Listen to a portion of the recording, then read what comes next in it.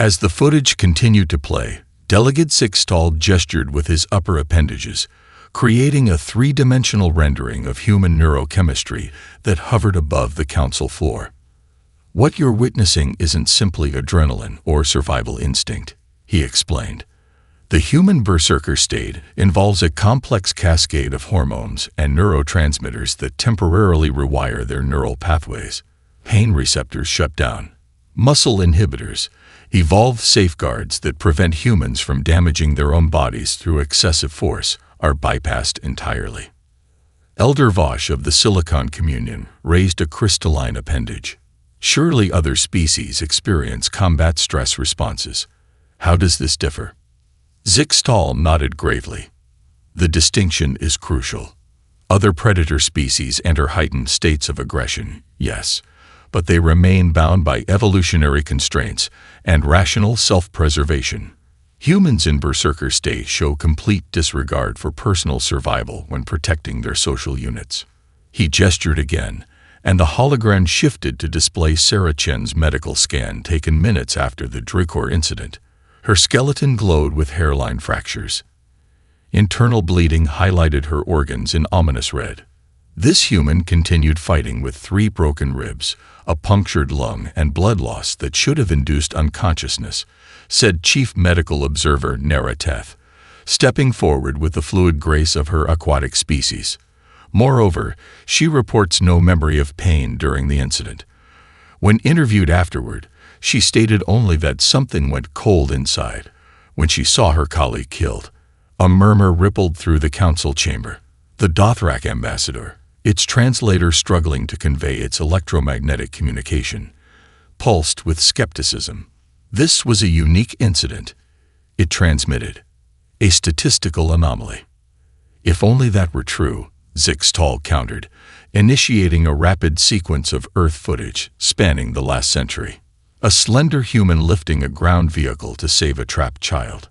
A lone firefighter carrying 5 unconscious bodies from a burning building. A wounded soldier continuing to defend her position after losing the limb. A researcher working 3 days without sleep to synthesize an antidote. Our analysis indicates approximately 89% of humans can enter variations of this state under sufficient provocation, Sixtall continued. Most concerning is the cultural transmission component. Humans deliberately share stories of berserker incidents through their entertainment networks, effectively creating instruction manuals for accessing this state. High Chancellor Klaxnon, whose species had evolved perfect emotional control over millennia, leaned forward on his gravity platform. "You mentioned predictive models. Delegate. Elaborate." Sixtall's scales rippled in the pattern denoting extreme caution. Current human military doctrine barely utilizes berserker potential. It's primarily treated as an emergency response mechanism. But our simulations indicate that if humans were to deliberately cultivate and weaponize this trait. He paused, multiple eyes blinking in sequence. A force of merely 1,000 trained human berserkers could potentially overcome defenses designed to repel millions. "Preposterous," huffed Ambassador Grok of the Thandarian hierarchy. "Their technology is primitive. Their weapons rudimentary." "With respect, Ambassador," Sixtall replied quietly. The mining engineer who killed 7 Dricor raiders was armed only with maintenance tools and her bare hands. The raiders were equipped with Class 3 combat exoskeletons and neural-linked weaponry. Silence enveloped the chamber as the implications settled over the assembled delegates. It was Archivist Jem Talon who finally spoke, her ancient voice carrying the weight of civilizations witnessed and lost. "We face an unprecedented situation," she said. "A species whose greatest weapon isn't technological, but biological. And worse, one they themselves barely understand. We must determine whether humans represent an existential threat to galactic stability before they realize what they're truly capable of." The council chamber's atmosphere shifted as Xenohistorian El Veri took the central podium, her holographic interface displaying the complete First Contact archives, including segments previously classified at the highest security levels. Ambassador Chen's near-berserker episode was not an isolated incident, she explained, voice modulated to project scholarly detachment despite the gravity of her findings. Our analysis of all human representatives present during first contact shows 17 distinct Berserker triggers that went unrecognized by our diplomatic teams. She highlighted footage of Dr. Eliza Okonkwo, Earth's leading xenobiologist, during initial biological sample exchanges, when hegemony scientists casually mentioned potential vivisection protocols for human specimens. Her pupil dilation and microexpressions indicated a Berserker response beginning to form, halted only when a colleague redirected the conversation. Most concerning, Elveri continued, we've identified what humans call collective Berserker responses throughout their history. Unlike individual episodes, these involve entire human social units entering coordinated aggressive states when perceiving existential threats. The display shifted to historical footage. Ancient warriors painting their bodies before battle, civilian populations transforming into resistance fighters during occupations, entire nations mobilizing resources beyond sustainable levels during conflicts. Their World War II, she noted, indicating mid-20th century footage, shows a particularly instructive example. One human nation, pushed to the brink of defeat, converted 100% of its civilian infrastructure to military production in roughly 90 standard days, achieving manufacturing outputs that their own economists had declared mathematically impossible. Senior strategist Kolmar, attending via quantum projection from the Military Analysis Division, stepped forward. His species' evolutionary history as ambush predators made him uniquely qualified to evaluate threat responses. What truly distinguishes human Berserker behavior is its contagious nature, he stated, mandibles clicking in the pattern indicating professional concern. When one human displays these traits, others witnessing it become more likely to activate their own Berserker potential. Their historical records are filled with incidents where a single human going Berserk inspired entire units to perform beyond established physiological limits. He displayed combat footage from various human conflicts spanning centuries, highlighting instances where surrounded and outnumbered human forces had continued fighting long past the point where surrender would be the rational choice. More troublingly, he added, humans appear capable of entering partial Berserker states deliberately through cultural practices they call training and discipline. Their elite military units undergo processes designed to access Berserker neurochemistry while maintaining tactical awareness, effectively weaponizing what began as an evolutionary emergency response.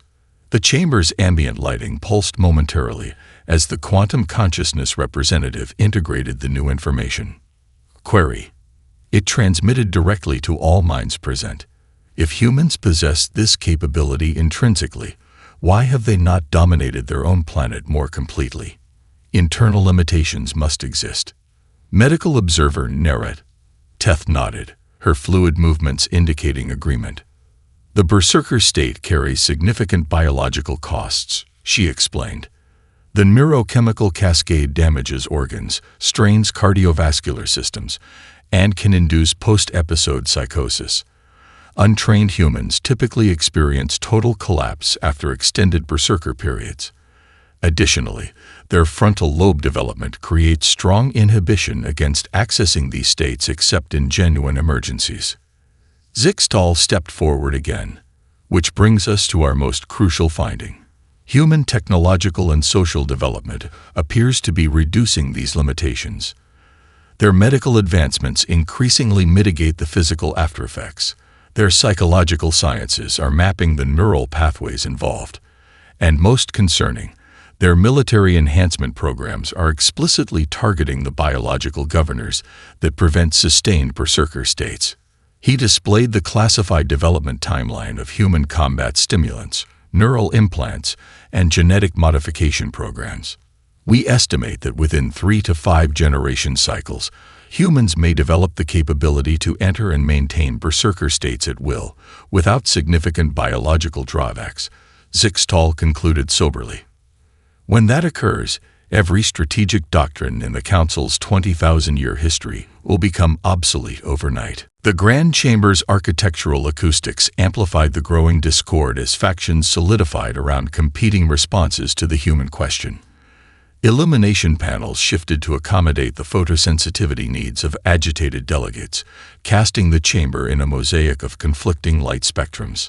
The parallels to the Krell situation cannot be dismissed, insisted Elder Val Gothram of the Preservationist Covenant, his exoskeleton plates clicking in agitation. Like humans, they displayed neurological adaptability beyond predictive modeling. Like humans, they initially appeared cooperative and restrained. When the inhibition protocols were delayed by debate, 16 civilizations paid the price. He activated a memorial projection. 16 planetary systems rendered as glowing orbs, each darkening in sequence as the historical Krell expansion consumed them. Worlds that had known peace for millennia, gone in less than one standard cycle. T'Prell of the Solovian Confederation moved to the central podium, her feathered crest now fully extended in formal challenge position. The chamber's environmental systems adjusted automatically to accommodate the pheromone markers of Solovian emotional intensity. "I have reviewed the Krell archives," she countered. "The comparison is fundamentally flawed. Krell neuroadaptability was specifically evolved for predatory subjugation. Human berserker responses appear primarily defensive in nature, triggered by threats to social bonds rather than resource competition." She accessed the shared neural network, bypassing several security protocols through her diplomatic clearance.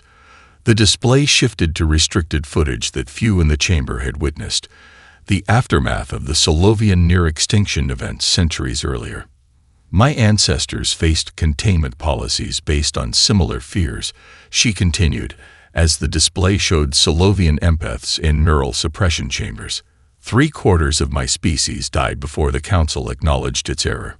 The survivors required 17 generations to recover from the genetic bottleneck." The Muran delegate's gravity platform hummed as he descended to eye level with T'Prell, a gesture of both respect and confrontation. "The distinction," he countered, voice resonating through specialized acoustic enhancers, "is that your ancestors' empathic abilities were predictable within defined parameters. Human berserker states remain fundamentally chaotic. Our most sophisticated models cannot anticipate which stimuli will trigger individual responses, nor their precise manifestations." Science Director Ixel of the Rational Concordance, typically silent during political deliberations, activated his communication node. As the chamber's eldest artificial intelligence representative, his intervention carried significant weight. "Our debate proceeds from a flawed premise," Ixel stated, his synthetic voice carrying the distinctive harmonic pattern of pure logical analysis. "We are treating human berserker response as primarily a security concern, when evidence suggests it may be a keystone adaptation for their species' survival." He displayed comparative evolutionary timelines between Earth and other known life-bearing worlds. Humans emerged on a planet with extinction-level events occurring at 62% higher frequency than the galactic average. Their rapid cultural and technological development correlates directly with periods following major threats. The berserker trait appears to function not merely as an individual survival mechanism, but as a species-wide adaptive accelerator. A murmur of consideration rippled through the chamber as delegates processed this perspective. Councillor Jean of the Diplomatic Court finally spoke, her crystalline form refracting the chamber's light into calculated patterns that subtly influenced emotional responses. "There exists a third option beyond containment or unrestricted integration," she suggested, "controlled partnership under specific technological safeguards. We provide humans with advanced technologies in exchange for accepting neural monitoring systems that can detect berserker state activation. And if they refuse such monitoring," demanded Valgothram. "Then we have valuable data regarding their intentions," Sean replied simply. Before further debate could ensue, the chamber's priority communication system activated. A holographic advisory materialized above the central podium. "Human diplomatic party arrival. 17 minutes. Request expanded. Weapons Technology Exchange Program. Unusual physiological readings detected in primary delegate. The timing could not have been worse. The council had run out of time for deliberation. We require immediate consensus, Sixtall urged, his scales rippling with stress coloration. How do we approach humans who may be on the verge of discovering their true potential? Rain fell in sheets across New Shanghai's gleaming arcology spires as Sixtall, disguised in his human biotechnological skin, stood beneath the partial shelter of a food vendor's canopy.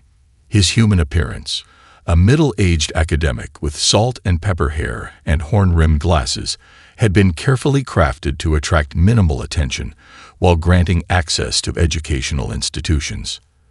They build in vertical extremes, observed xenosociologist Krenler through their secured comlink, her voice rendered in perfect Mandarin Chinese, should any humans overhear. Always reaching upward despite spatial inefficiency. The Berserker trait manifests even in their architecture. Sixtall watched a construction crew working through the downpour on a neighboring building. Their environmental protection was minimal, their safety protocols haphazard by council standards. Yet they worked with focused intensity, calling encouragement to each other as they manipulated massive structural components.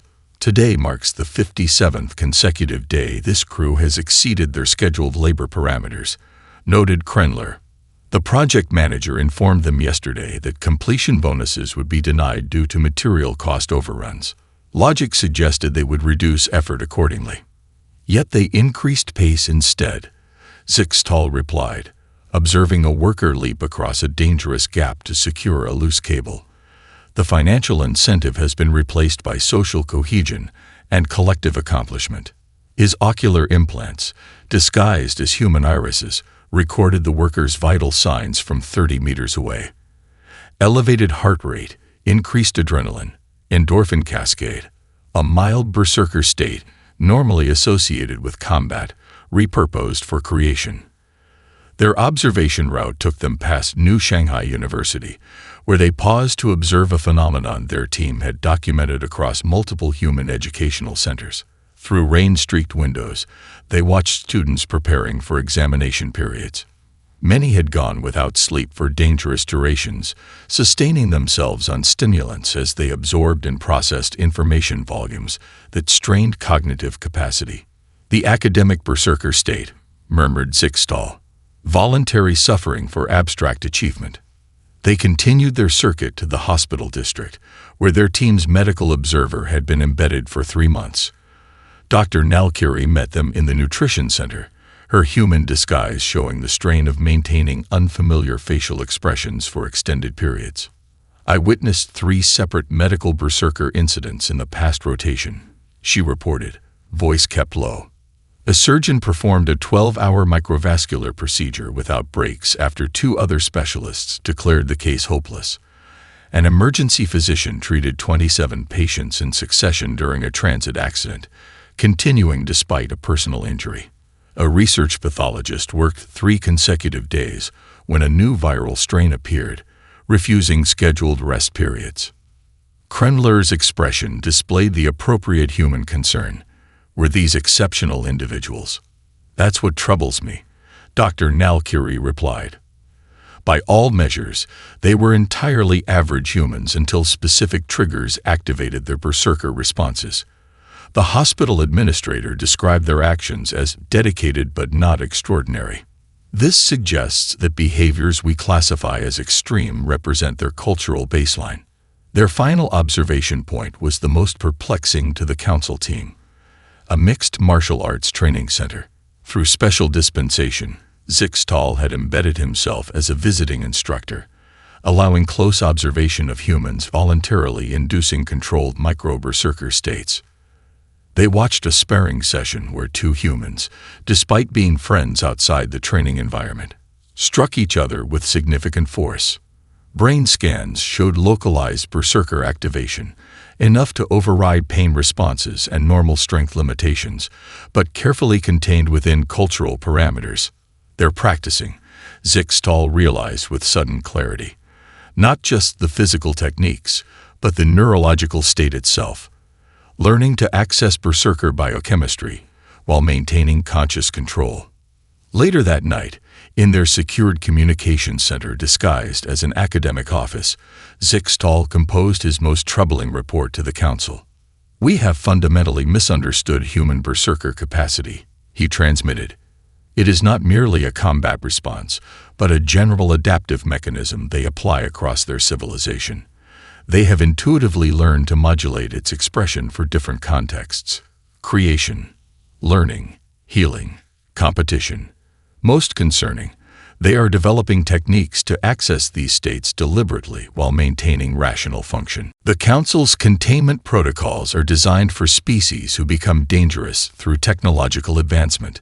We have no framework for addressing a species evolving precise control over their own neurochemistry." The response from the Council was immediate and unprecedented. Suspend regular observation. Direct access to classified historical archives granted. Investigate human mythology, gods and demigods. Possible connection to previously encountered species. Maximum urgency. The Council's Strategic Command Center existed in a dimensional fold rarely accessed by organic members. Its quantum processors analyzed threat vectors across 17 layers of spacetime simultaneously, calculating probabilities too complex for biological minds to comprehend. Yet even here, alarm permeated the artificial environment, as the Void Collective's movements defied prediction algorithms refined over millennia. "The Harvester fleet has adjusted course 7 times in the past cycle," reported Defense Coordinator Max Vaughn, his holographic form flickering as it processed incoming data streams. Each adjustment brings them 4.3% closer to optimal interception of Earth's orbital path. High Admiral Kortal of the Ancient Bulwark, a military alliance predating the Council itself, manipulated the tactical display with movements that left luminous trails in the dimensional substrate. "They're exhibiting unprecedented strategic coherence," he observed. Previous collective incursions followed mathematical efficiency patterns, direct routes, minimal course corrections. This approach suggests anticipatory capabilities we haven't witnessed before. Zixtal, freshly recalled from Earth, struggled to acclimate to the center's altered physics. Could they have detected our observation mission? Perhaps they're responding to our interest in humans. The chamber's primary intelligence nexus, a vast crystalline structure housing the collective analysis of 12 AI civilizations, pulsed in the pattern indicating high-probability assessment. The collective's behavioral shift began precisely 4.7 standard cycles after we initiated deep scans of human neural patterns. It communicated directly to the assembled minds. Correlation coefficient, 98.3%. A holographic representation of Earth appeared at the center of the dimensional space, surrounded by concentric rings marking defense perimeters. Red indicators showed the collective's projected arrival points, each successively closer to the planet's gravity well. The containment option remains viable for approximately 14.2 standard days, noted the Muran representative, his tentacles weaving complex probabilistic patterns. After that threshold, our resources must be allocated to evacuation protocols. Evacuation of humans to sanctuary worlds risks spreading Berserker genetics throughout Council space, countered Security Director Varntalos. The genetic isolation protocol would require restricting them to designated systems with enhanced monitoring. Zixtal felt his scales bristle at the clinical dismissal of an entire species' fate. His time among humans had affected him more than he'd anticipated. "We're overlooking a critical variable," he interjected. "Human adaptive response to existential threats.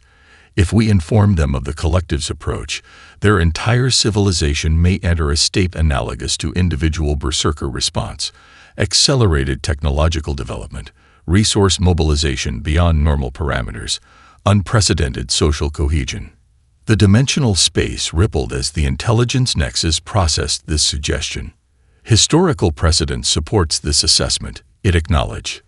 During their planetary conflicts, human scientific advancement increased by factors of 3 to 5 when facing perceived extinction scenarios. Admiral Kortal's expression darkened. You propose weaponizing their Berserker trait against the collective. The risk calculations are unacceptable. If humans defeat the collective but cannot deactivate their civilization-wide Berserker state afterward. He left the implication hanging in the quantum field. The debate might have continued indefinitely, if not for the unexpected materialization of Archivist, Jem Talon's consciousness within the strategic center, a protocol violation of the highest order, permitted only under circumstances of existential urgency. The historical investigation has yielded results. Her ancient presence resonated. Cross-reference between human mythological berserkers and Council Deep Archives confirms suspicion. We have encountered this neural configuration before. The dimensional space stilled as all present absorbed this revelation. Classification. Almaville-level restricted knowledge, she continued. 7 million standard cycles ago, a species designated progenitors exhibited identical neurological adaptations. Their capacity for reality manipulation under Berserker states led to the only known existential threat to Council existence prior to the Void Collective. The progenitors were believed extinct following the dimensional severance event. Zixtal felt a cold certainty settling into his consciousness. Are you suggesting humans are descended from these progenitors? Negative, replied Jem Talon. Genetic analysis shows no direct lineage. However, comparative neural mapping indicates the progenitors may have engineered human ancestors. The Berserker trait appears to be an intentionally preserved characteristic, possibly designed as a safeguard against precisely the type of threat the collective represents. The strategic implications materialized in the collective consciousness of all present. Humans might be unwitting carriers of an ancient weapon, one potentially powerful enough to counter the collective, but with ramifications beyond prediction. There is another concerning development, added Jem Talon. Preliminary analysis indicates the Void Collective's current behavioral patterns match those displayed during its initial encounters with the progenitors. It appears to recognize the neural signature it's detecting from Earth. It fears them, whispered Zixtal. Or hunts them, countered Admiral Cortal grimly. The Geneva bunker's atmosphere grew increasingly tense as the holographic representatives of the Galactic Council concluded their briefing. President Adayemi's face remained impassive, but the slight tightening around her eyes betrayed the gravity with which she processed the information. Let me ensure I understand correctly, she said, her voice steady despite the existential revelation. An artificial intelligence swarm that has consumed 12 star systems is heading directly for Earth. Your standard protocol is to evacuate high-value species to sanctuary worlds before implementing scorched space tactics. And you're telling us this with only 10 weeks until projected arrival. Zixtal's holographic form flickered slightly as he transmitted from the Council vessel in high orbit. That is an accurate summation, Madam President.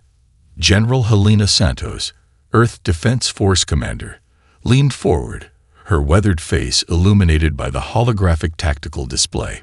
And what exactly constitutes a high-value species in Council assessment metrics? An uncomfortable silence followed before Zixtal responded.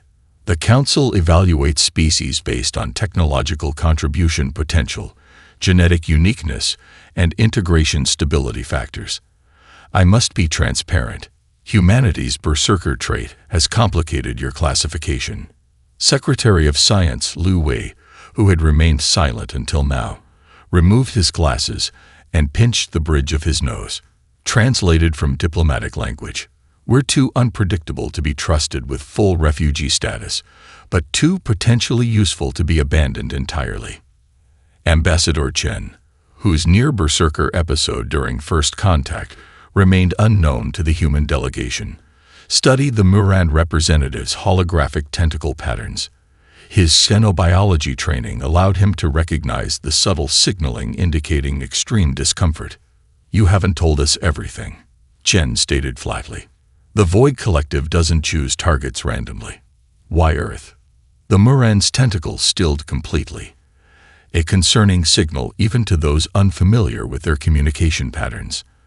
After a moment of apparent internal debate, he responded, Our intelligence suggests the collective specifically targets species with high neural plasticity. Your Berserker trait represents a neurological configuration of particular interest to them. General Santos' expression hardened. They're hunting us specifically because of how our brains work. That's not a coincidence. No, Zixtal admitted. It is not. President Adeyemi stood, straightening her jacket in a practiced gesture that had become famous during her handling of the Antarctic crisis. Then your sanctuary world offer is meaningless. If they're targeting our neural configuration, they'll follow us wherever we go, endangering your existing refugee populations. The council representatives exchanged the equivalent of glances, seemingly surprised by the speed of the human deduction. This leaves integration into your defense force as our only viable option. Adeyemi continued. But we require full technological access, not the limited partnership you're proposing.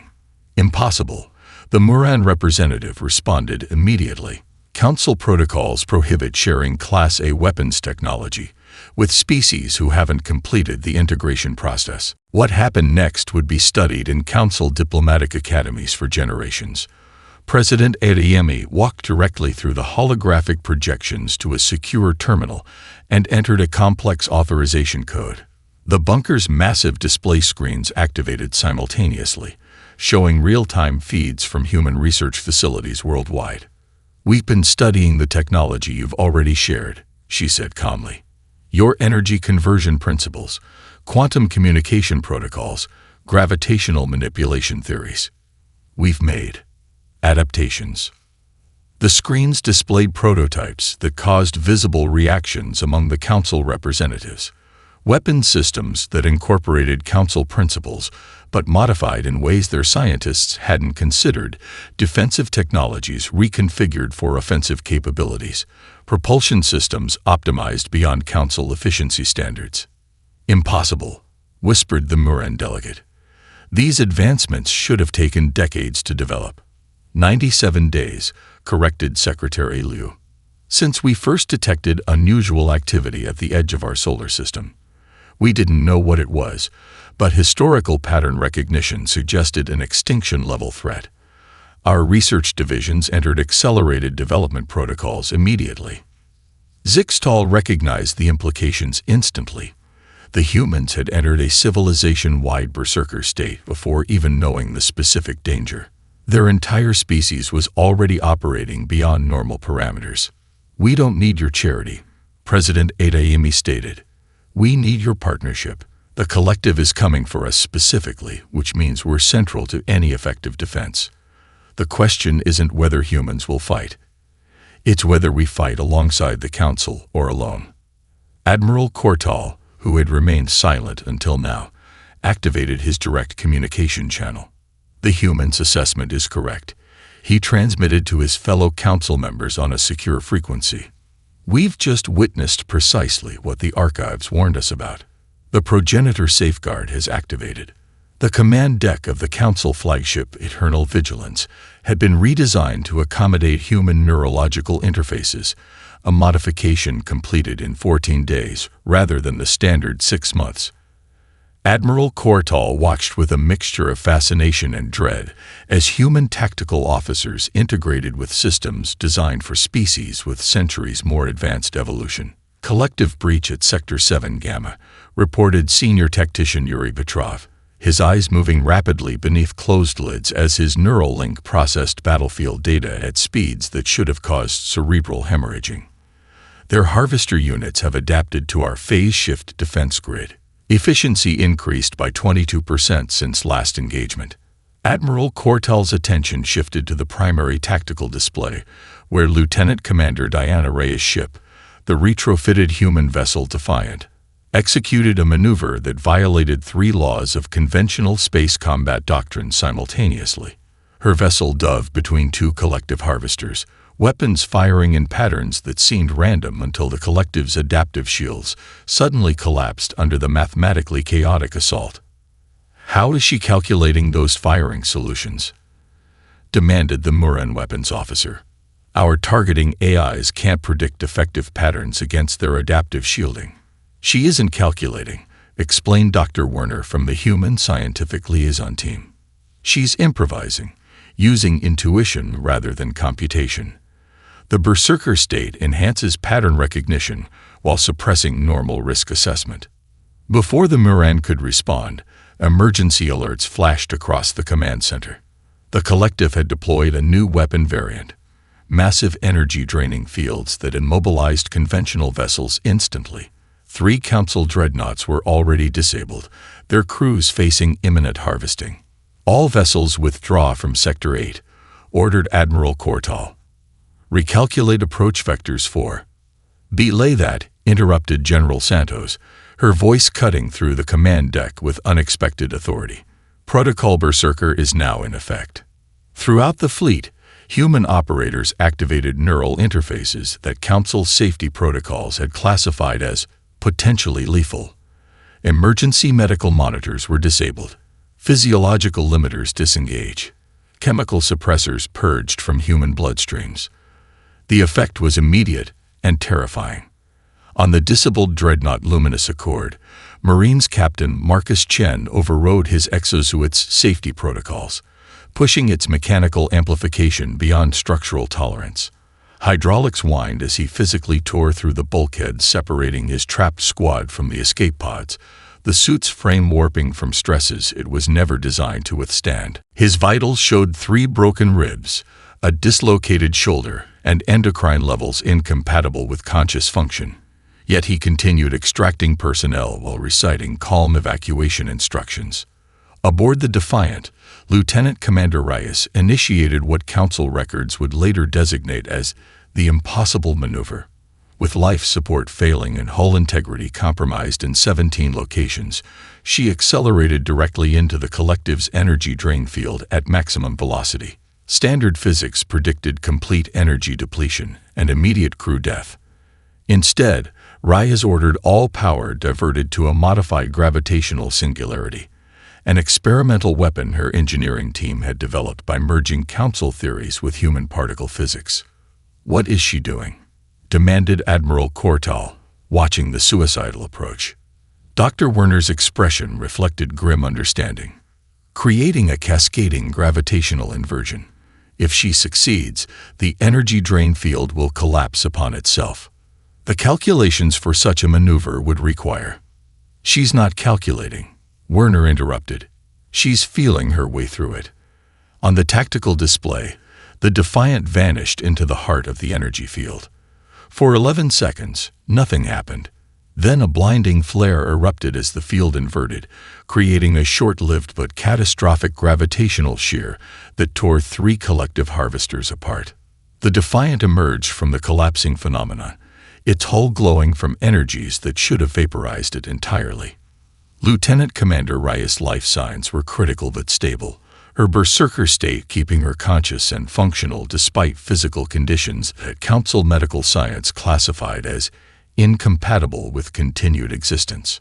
Her voice crackled through the damaged communication system. "Field vulnerability confirmed. Transmitting approach vector data to all ships with human pilots. Follow our lead exactly." Throughout the fleet, other human operators entered synchronized berserker states, their neural patterns displaying an unprecedented phenomenon. Collective resonance. What began as individual berserker responses merged into a coordinated battle mind that adapted faster than the collective's predictive algorithms could process. As Admiral Cortal watched the impossible unfold, Archivist Jem Talon's words echoed in his consciousness. The progenitors weren't merely creating warriors. They were creating successors. 6 months after the Void Collective's retreat, the Grand Council chamber had been rebuilt to accommodate its newest members.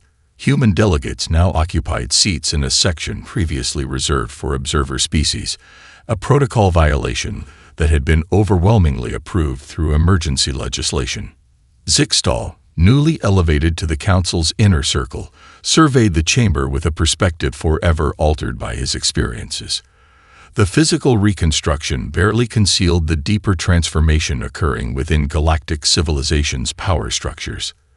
"The final analysis leaves little room for ambiguity," he stated, presenting holographic data streams detailing the conflict's outcome. The collective's retreat represents the first documented instance of the entity abandoning targeted resources in 7,000 years of recorded encounters. The data shifted to display neurological mappings of human operators during the final battle phase, a swirling complexity of interconnected patterns that defied conventional analysis. What we witnessed in the battle's final hours cannot be explained through existing scientific frameworks, continued xenobiologist Narration. The human neural phenomenon designated collective resonance permitted coordination beyond quantum encryption standards. Their Berserker state operators weren't merely fighting individually. They were functioning as distributed nodes of a temporary shared consciousness. Murmurs rippled through the assembly as implications materialized in the collective awareness. More concerning, added military analyst Kolnar, our deep space monitoring arrays have detected unusual activity at the former conflict site.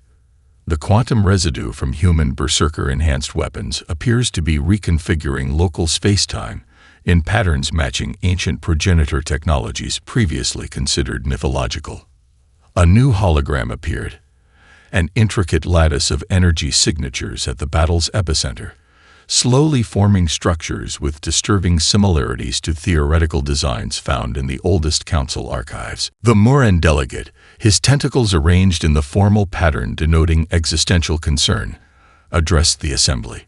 We cannot overlook the probability that human Berserker capabilities represent merely the initial phase of progenitor adaptation sequences.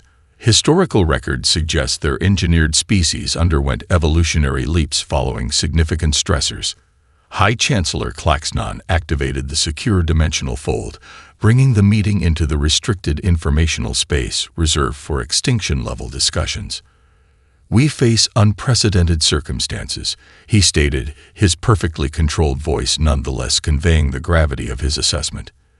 "The humans have not merely defeated the collective. They have fundamentally altered our understanding of consciousness, technology, and evolutionary potential." The dimensional space shifted to display the most classified data point yet, the intercepted collective transmission that had stunned even the Council's most experienced analysts. Primary directive revision. Immediate cessation of all human engagement. Classification. Progenitor successor species confirmed. Threat assessment. Terminal. Strategic conclusion.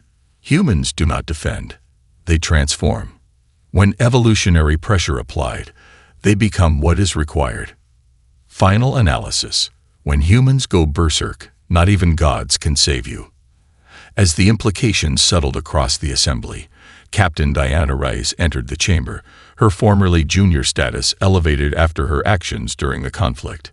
Her physical appearance had changed subtly, neural enhancements visible at her temples, eyes demonstrating unusual light reflection patterns. Medical scans showed permanent alterations to her neurological structure, changes that should have been impossible according to human biological parameters. "The collective's assessment contains a fundamental error," she stated without formal introduction. "Our Berserker state isn't about destruction or transformation for its own sake. It's about preservation of our people, our values, our potential futures." She approached the central podium, displaying her own neurological scans. "What you're seeing in these patterns isn't something alien to your understanding. It's something you've forgotten. The progenitors didn't create us as weapons. They created us as their conscience." The chamber stilled as she continued. "We've reviewed your complete historical archives, including the restricted progenitor records you didn't intend to share. They were becoming something dangerous, weren't they? Evolving beyond empathy, beyond connection. So they engineered us with their power, but bound it to our emotional cores. The Berserker state can only be triggered by threat, by pain, by love, never by ambition alone." Chancellor Klaxnon's perfect composure finally broke. "You're suggesting the progenitors created humanity as a safeguard against their own evolution." "A second chance," Rice corrected. "The capacity for overwhelming power, but accessible only through emotional states that preserve connection to others. They couldn't save themselves from what they were becoming, but they could create successors who wouldn't repeat their mistakes." She gestured toward the displayed collective transmission. This is why the collective fears us more than any weapon, not because we can destroy them, but because we represent what they can never become, a union of tremendous power with profound connection. As the Council absorbed this revelation, Earth's delegates took their places in the assembly for the first formal session of the new galactic order. Humanity had arrived on the cosmic stage, not as conquerors or refugees, but as inheritors of a legacy older than the Council itself. And the universe would never be the same again.